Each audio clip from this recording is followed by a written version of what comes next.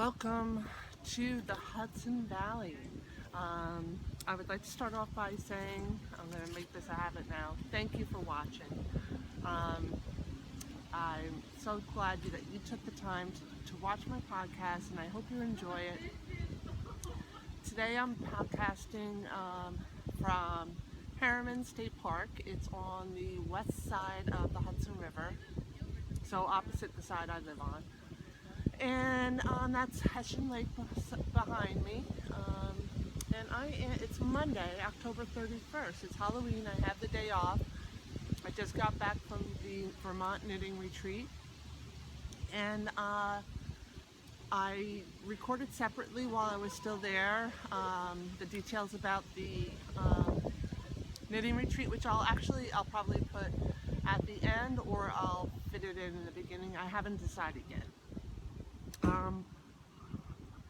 So this part of the podcast is going to be really about more of a regular podcast than a recap. So let's get to it. Let's see. Let me talk to you about my whips. So I have been spending my time mostly on my sweater, but I did do a bit of work on my socks. Now, I'm working on 2 pairs of socks right now, which is kind of unusual for me. And what's kind of also unusual is I've been ripping out a lot because I can't get these toe-up socks to fit right. Now, I don't usually knit toe-up socks, so that's part of the problem. I'm sure with more practice, I become more adept at gauging when to start the heel. So here's the Smithy sock, and you know what? I want to press pause and put this a little closer because I think that you can't see this very well, or I'm going to actually just come around and sit on the other side of the table. Hold on. Sorry about that little interruption. All right, I'm back. I think I was sitting on the other side of a picnic table, and I think it was too far away for you to really see the whips that I'll be showing you. So again, here is the pattern called the Smithy socks. They're a toe-up pattern. I am knitting these with the colorway Cornucopia. It's Accent Rock, medium weight. There you can see it with the sunlight on it. Kind of matches the mountain in the background. It's definitely peak season this past week down here in New York. So these I'm knitting, because they're medium weight, I'm knitting them on my Haya circular, I think these are 2s, US 2.5. And that's a great gauge for this yarn. I like the way the fabric is turning out. I've ripped these out twice so far, back below the gusset increases. So hopefully 3rd time's a charm, and I'll get it right this time. I have started the gusset increases, as you can see. And it's not that I don't enjoy toe-up socks, but I find it very difficult to get just the right point to begin the increases for the gusset and get it right. So unlike top-down socks, you knit the leg until it's as long as you'd like, and then you do the heel flap.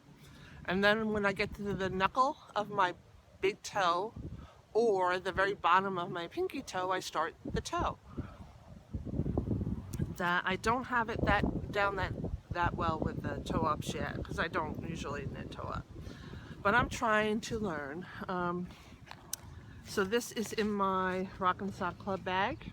It's a great bag, terrible zipper, and I'm using it because it's Socks That Rock yarn. So that's one sock. The other sock I'm working on, it's in a special bag designed for this knit along by the Fat Squirrel. A beautiful autumn bag. I love the colors, love the print. And so this is made with mustache yarns in her, what's the colorway? Here's the beautiful colors. Somebody didn't tie their shoe. Alright, so this is Stepping into Fall socks. It's a knit along with the mustache yarn group. I am woefully behind. The yarn is color is called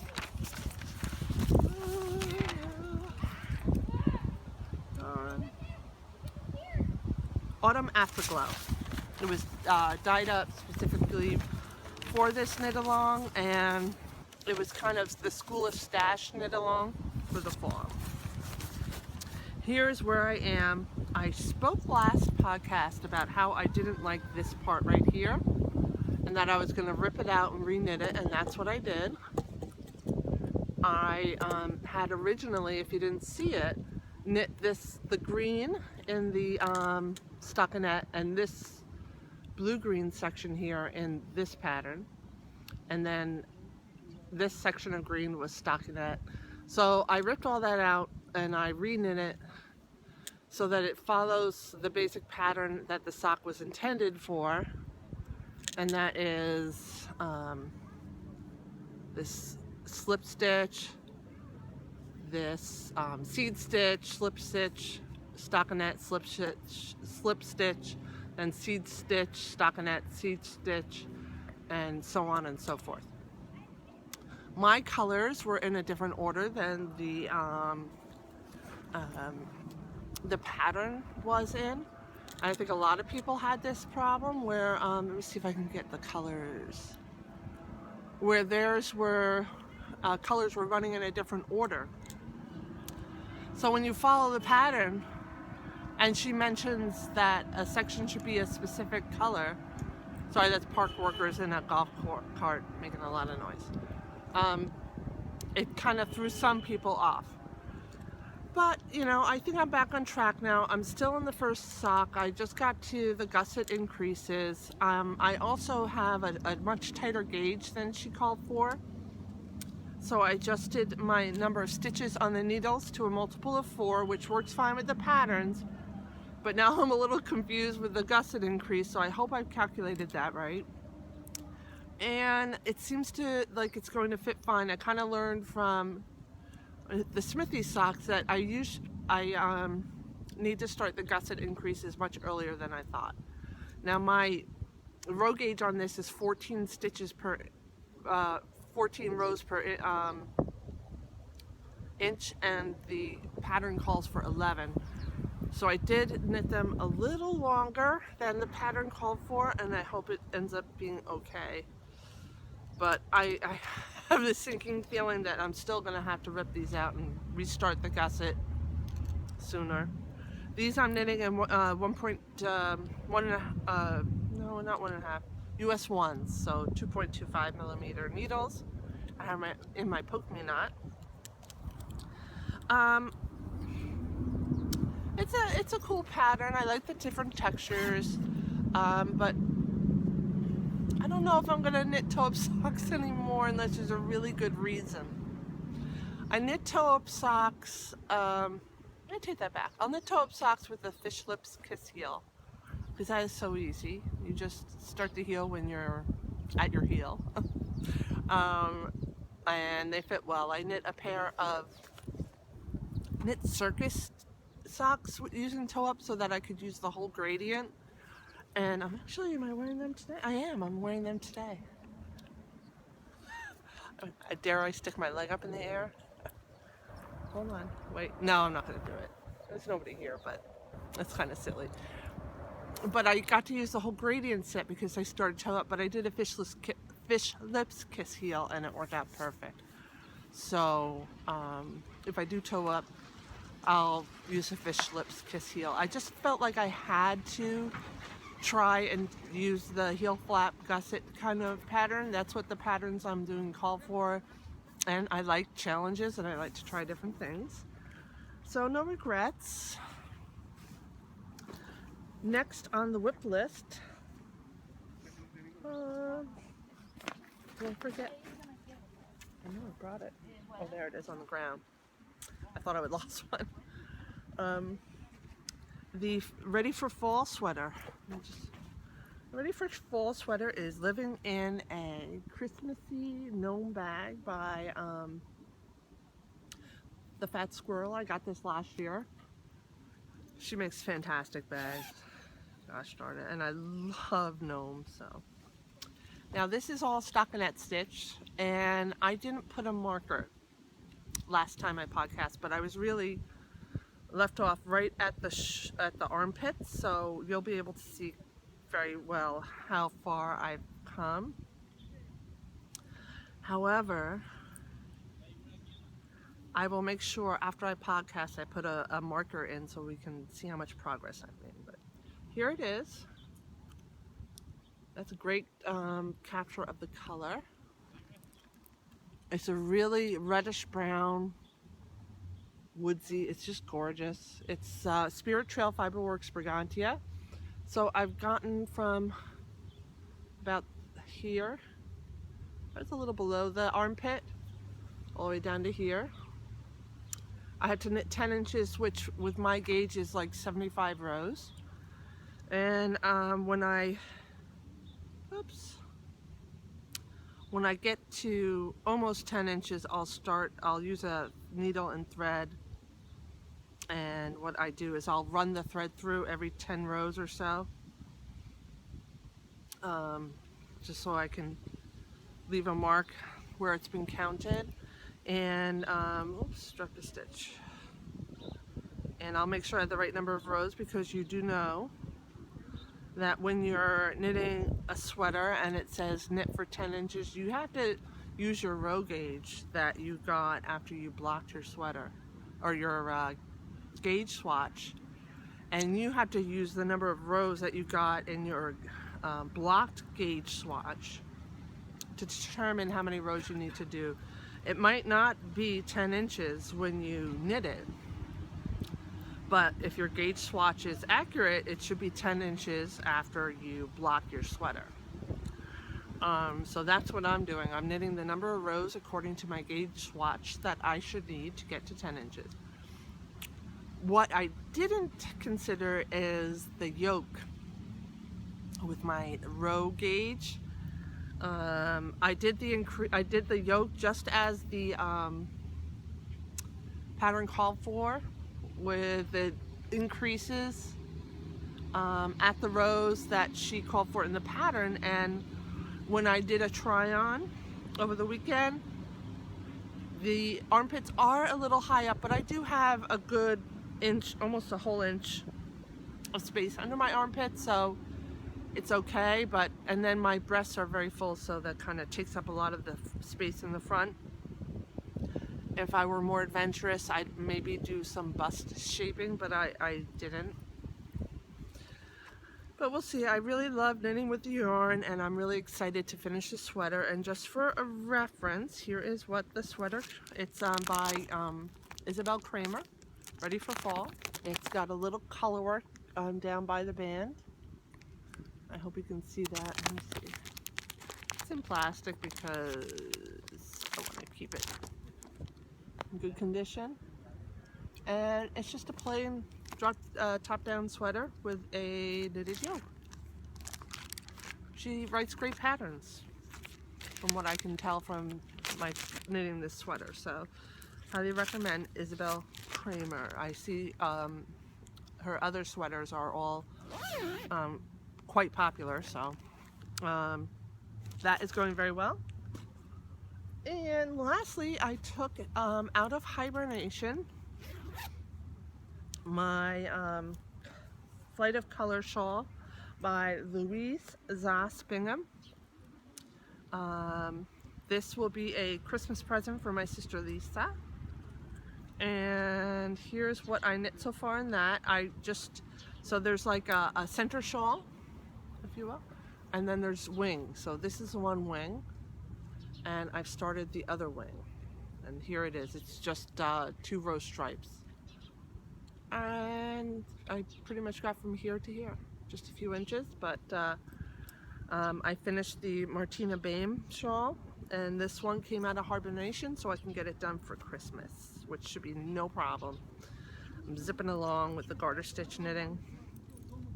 I am knitting this with 3 different yarns. One is Yowza, Miss Babs Yowza, and that's in the Fairy Dust colorway.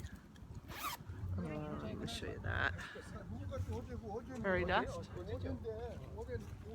And then I am also using alpaca from a local alpaca farm. And this is Brigantia, the same thing I'm knitting the sweater with, but a different colorway called Cyclone. So that is back in progress, and I'm happily knitting on it and really enjoying it. It needed to go on hold for a little while because I was getting tired of it. And this is also in a Fat Squirrel bag that I bought last year at the same time I bought that sweater bag, and it's the Christmassy gnomes.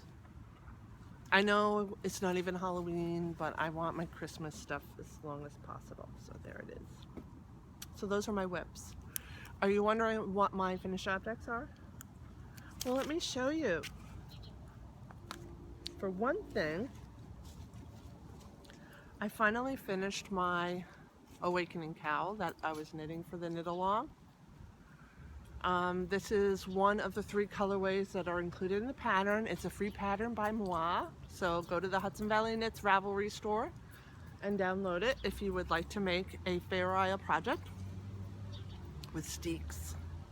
You can leave the button band out if you don't want a steek and just knit it in the round. It would be plenty wide enough for that. And here it is.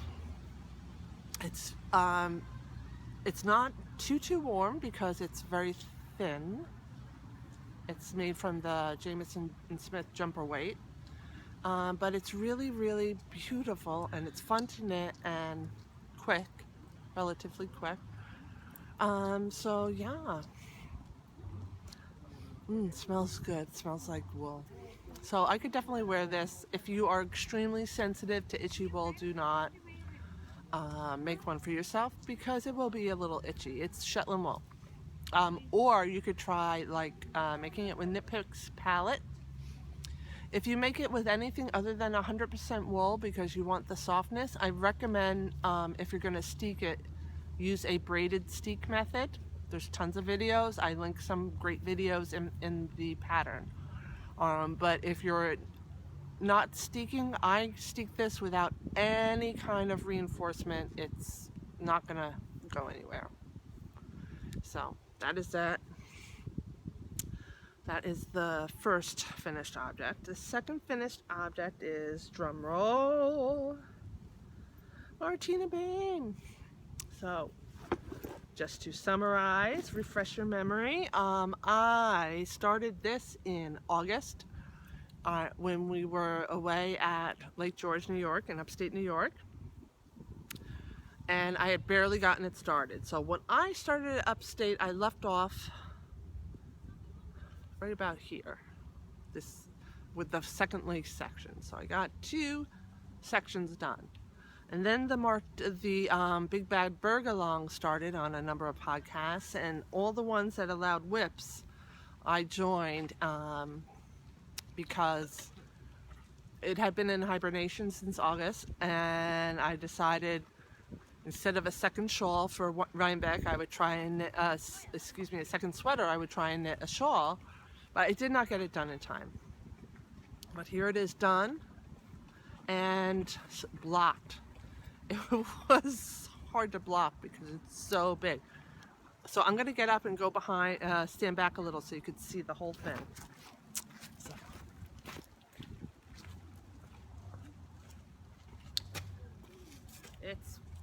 So my wingspan is probably about almost 6 feet. This is how I'm wearing it. Obviously I don't need to wear it with this sweater because this sweater is super warm, but you get the drift. It's gorgeous. I love it.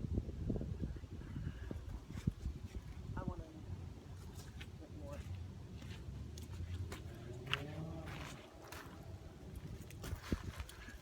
The conclusion is I would like to definitely make more of Melanie Berg's shawls.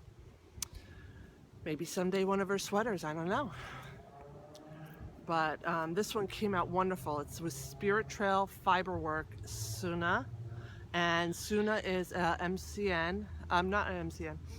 It's a merino cashmere silk. The ultimate luxury. This is so soft. It holds its block well, so this lace will never spring back. It will hold its block really nicely. Love this shawl. And I gotta take some, after the podcast, I'm gonna use a tripod to take some pictures of me wearing it, because I only have pictures of it blocking right now. I love the colors too. I mean, I just love it. I'm so glad they did this knit along, or I probably would still be in hibernation. So those are my two FOs. Let me take this off for now. Oh, it's so beautiful. Oh, and it's so big. Almost 3 full skeins of yarn. My hair is a mess. God, I wish I could knit another one. I could if I wanted. That's the wrong side. It definitely has a wrong side. The only thing I don't like about any sweater like this is carrying yarn, because when it shows, it really doesn't look good. When the wrong side shows and you carry yarn, it just doesn't look good. And when you're wearing a shawl, you're bound to show the wrong side. So, anywho's, that, whips and finished objects. Now, I did show you the stash that I will show you. We're not sure where I'm sticking that segment in, but you will see at some point, either prior or ahead of this segment, what I got as goodie bags and what was included in the retreat I just returned from. But Sandy and I did stop at Webb's, and we did stop at Green Mountain Spinnery, so I did get more yarn. And since we're talking about stash, alright, now first let me show you my new stash. It's really beautiful. I'm very serious when I say I walked through Webb's and I really did not feel any strong desire to buy yarn. I really was quite comfortable passing things up. Beautiful yarn that I would love to have, but I have no time to get to, and that I have enough that's just as beautiful. And I was waiting for Sandy. She was in the back looking at some sale stuff, trying to decide if she was going to buy some worsted weight for the class. We were told to bring some worsted weight yarn. And I was just putzing around. I had already looked through everything. And I found some Madeline Tosh colors that just are the epitome of my love colors. One was called Cove, or Ocean Cove or something. But I couldn't find that in a sock yarn or a fingering weight. But I did find other colors that are just as beautiful. And I bought them because these will make perfect complements when I knit shawls with some of the other colors I have. So this one is called Court and Spark. C-O-O-R-T and Spark. Is that what that says? I can't tell. So this is the Twist Light. Oh, it is. Court, C-O-U-R-T. And this is grays and blues, touches of taupe, tan. It's just gorgeous. Almost even definitely blues and grays. Almost like a hint of lavendery purple, just a hint. And then this one, Dust Weaver. This is the one that's more lavender and blue. I'm taking my sunglasses off so I can see the colors accurately. And both of them I absolutely love. They're beautiful neutrals to tone down a really, I I call them electric, you know, those colors that just like are loud and beautiful, but just really, really in your face. Sometimes they need something to tone them down, right? So that was what I got in webs. I also bought needles that I don't need. I grabbed my whole bin of needles, and I cannot fathom why I thought I'd better get some more just in case, but I did, and I didn't need them. So I'm going to see if there's any way I can return them. Even though I bought them in the store, I'm going to see if I can mail them back and either get a store credit or somehow they can credit my, put it back on my credit card. I don't know if they can do that without the physical card. I'll call and find out. They're wonderful, and if not, I'll sell them on Ravelry at a little loss. But if I do have a loss, I deserve it. Impulse. About an hour north of Webb's is Green Mountain Spinnery, and we stopped there also. And what a beautiful, quaint little place. And I talked about it yesterday, so I'm not going to go into it. When I say yesterday, I talk about it on the segment I recorded while I was still in Vermont, so I won't embellish on it. But let me show you the 3 skeins of yarn I got. They're worsted weight and beautiful complementary colors. And what I was thinking is, I like worsted weight hats. This is a soft yet really warm and fluffy yarn. It would be great for hats, and I could do color work and switch out the color, so I could get 3 hats out of this. It is their weekend wool. It's 2-ply worsted, and it's teal, obviously, orchid, and I can't tell. I don't have my glasses on, but I think it says pollen. I wanted so bad to buy a sweater's worth of Alpaca Elegance. I've knit with that before. If you have not knit with Alpaca Elegance, you need to try it. It's a beautiful sweater yarn, and I want to knit a sweater with one eventually. I refrained from buying it because I'm not ready to. I already have a sweater's worth waiting for me after this one.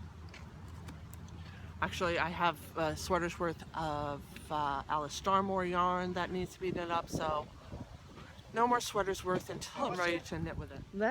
I had a few things I wanted to talk to you about, and most importantly is a giveaway that's going to be coming up.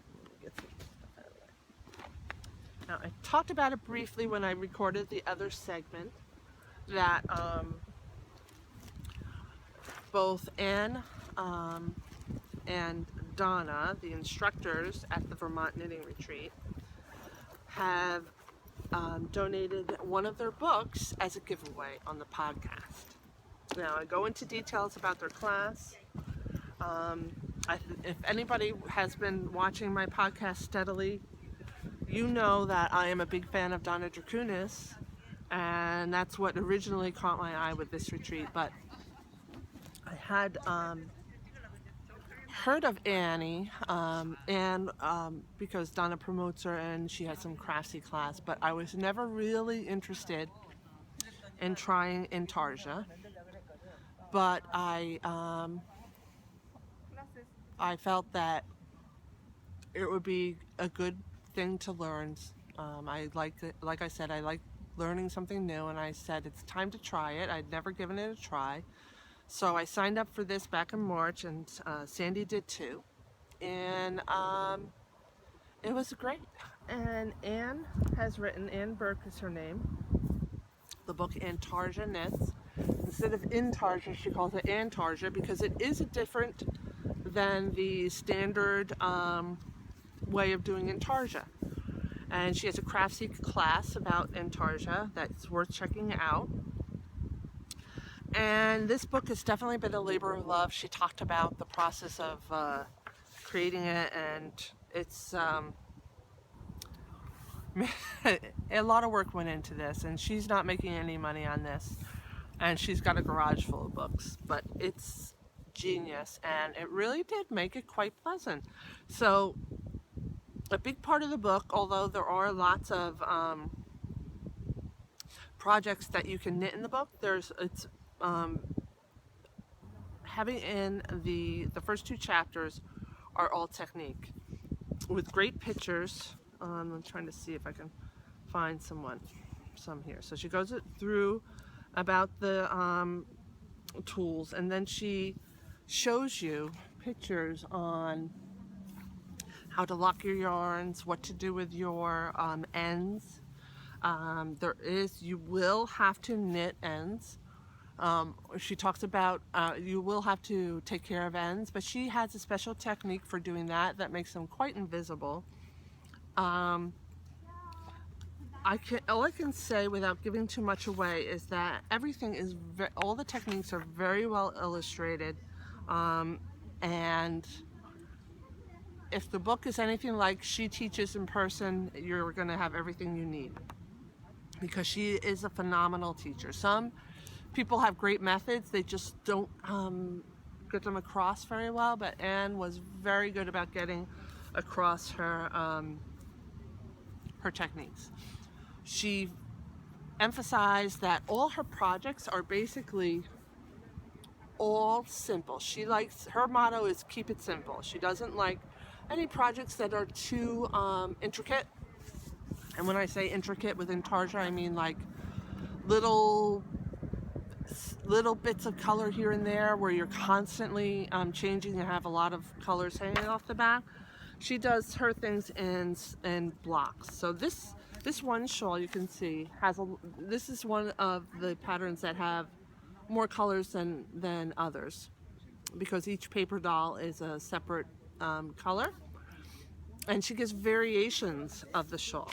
So you could knit the paper dolls, you could knit the moon, you could knit the maple. This is the one I want to make. And there's another one. Oh yes, for Halloween there's bats.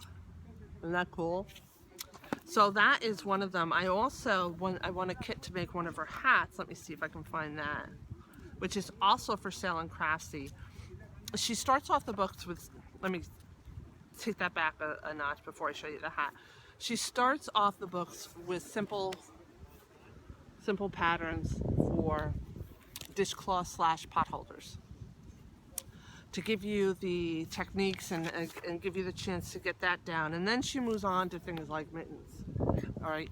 Now Anne has developed a technique for knitting in the round. So before this, there was no technique for knitting intarsia in the round, and she taught us this, and believe me, it's so easy. I can't believe no one's thought of it. So first she goes through flat, and then she gives you projects to do it in the round. Don't be afraid, really. And she also tells you exactly how much yarn you're going to have to make cut off for your bits.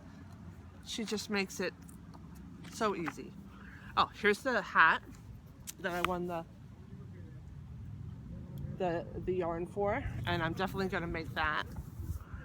It's the Rose City hat, and it has lace and small cables in it. Here are Anne's socks that she designs socks in intarsia. And then there's another pair of socks which she says are a bit more difficult and intricate, which are called lightning bolt socks, but let me see if I can find them. Yeah, here's the lightning bolt ones. She said that these are kind of a little like a step up, but you could do these if you want. She has got shawls, she has got scarves, she has got sweaters, and look at this beautiful dress. Beautiful. This one also has color work in it. There's another sweater in here that I loved. Oh, I saw it in person. It's got to be in here somewhere. Oh, look at this. Don't you want to be able to do stuff like this for little kids? Oh my goodness. this book can be yours. I also have a copy from Donna Drakunis, and I've reviewed this book already, Lithuanian Knitting. Donna is intensely into historical knitting. So this is not only a book of great patterns, but it's a book about knitting history in Lithuania, which is where her roots are. This is another project that was from the heart because she spent a whole summer in Lithuania researching this book at her own expense. She did so much to put this book together that it's just a treasure. It's one of those books that's going to be a resource book down the line too. But if you like reading about things like that, this is a book for you. She goes into how they raise sheep. You can see there's a lot of articles in this book about history, and that's what I love. And that's why I buy her Stories and Stitches magazines, because I love reading about history and knitting and how they evolved together. So she talks about how they spin there. She interviews knitters from Lithuania and talks about their techniques. And she also goes into lots of different knitting embellishment techniques and teaches them in this book, which is what we learned about in this class with her. All those are in this book. Different sock techniques and heels that she learned while she was there. Glove and mitten techniques and how to size them correctly. You may not, I don't know if you know this, but Donna also has numerous craftsy classes and is an excellent teacher for teaching you how to size things correctly. So here is one of the mittens in the book, the patterns for mittens. You can see that the cuffs here, that's definitely a Lithuanian style cuff. Here are some color work mittens that she has patterns for, including entrelac, which is different than intarsia. But everything is completely, very well explained. Most of the projects are accessories, not sweaters, but they're beautiful. You can buy a lot of the yarn for these projects she has available on her website. She does sell yarn. She has a small yarn shop in her home in Vermont, and she does ship. Here's a pair of wedding gloves. I mean, just beautiful, beautiful stuff. So this is what I've decided. I've decided to, for these, a chance to win one of these books, I'm going to have a thread for each book. And you can put one entry in on each one per thing. If you win one book and I pull your name again for the second book, then I will choose another name. So you're only going to be able to win one book. And what I would like you to do is go to Craftsy. Both Ann Burke and Donna Drakunis have Craftsy classes, and I want you to look at their various classes, and in the thread tell me which class you would take from them. I realize that with a couple of exceptions, I am in most of Donna's, I am all of her sock classes, and I actually belong to all of Ann's. So I can say that they are all fantastic. Donna's are exceptionally good if you're learning how to knit socks. I know there's a lot of sock classes, but Donna goes through everything, and from start to finish you need to know to knit a sock. So, and she's one of the first classes they published. So look for those threads. I will give it a month. So after Thanksgiving, my first podcast after Thanksgiving, I will draw for the winners. You know what, let's put it this way. If you're overseas and you're willing to pay the shipping, and through my job I could get kind of like corporate rates for shipping, so I don't think that would be exorbitant. If you're willing to pay the shipping, I will accept international entries. How's that? All right, let's end the podcast with, because we're at 42 minutes, what I'm looking forward to. What I'm excited about is the senior love along. So I don't know about you, but I'm starting to get excited about knitting gifts for my seniors at the Veterans Nursing Home in Montrose. I go there every year, and I'll actually be calling them soon to set the date, but usually it's mid-December. I go there and we have a Christmas / Hanukkah / holiday / we love you party. And up until now, I've recently just collected washcloths to give to the seniors as gifts, but this year I am accepting any small gift of any craft. Try and keep in mind that they are seniors. They especially love, like, Christian crafter made bags that they can hang off their wheelchairs. I'm going to use the Intarsia bag that I started in Anne's class. I'm going to finish that, and I'm going to give that as a gift. You could tie that to one of their walkers, and it would be perfect for putting stuff in. Things like that. Snowflakes they can hang in the window, little crocheted or knitted snowmen. There are definitely Jewish and Christian residents at the nursing home. I don't know of any other faiths represented, but if you make something that's Christmas or Hanukkah specific, I don't want to discourage that at all, because I can find out ahead of time who celebrates what and make sure they get a appropriate gift. So religious specific gifts are welcome. And so let's start gearing up for the senior love along. The other thing I am excited about is the Woolly Wormhead knit along. She does a mystery cow every year, and I usually do her hats every year.